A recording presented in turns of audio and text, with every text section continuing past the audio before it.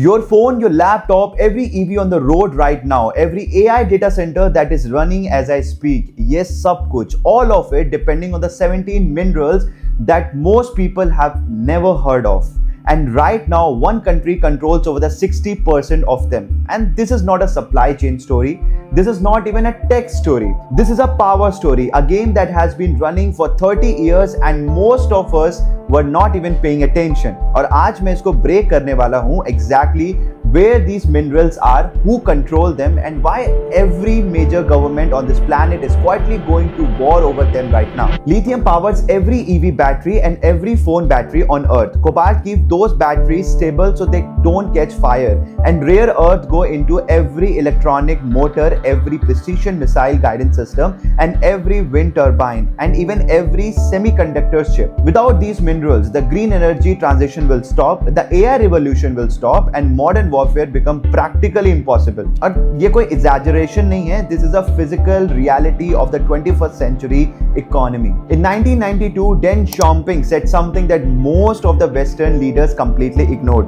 The Middle East has oil and China has rare earths. So while the entire world was distracted by the oil wars in the Middle East, China was quietly buying mines, building processing facilities, and locking up supply chains across Asia and Southeast Asia. Today, China processes 85% of the world's rare earths. Even minerals mined in other countries often shipped to the China for processing before even they go somewhere else. Congo produces the 70% of the world's cobalt, and the majority of those mines owned by China itself.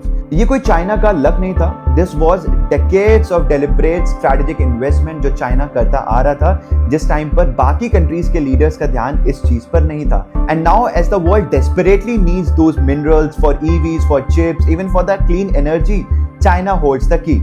The United States launches the Mineral Security Partnership, a 40-nation coalition specially to build supply chains that bypass the China entirely. The European Union passes the Critical Raw Material Act, legally mandating that Europe cannot depend on any specific or any single country for more than 65% of the resources. And India is quietly signing a bilateral mining deal in Australia, Mozambique, and Argentina, building its own independent supply web. Back in 2023, China banned the export of gallium and germanium, two minerals essentials for semiconductors, with almost no warning.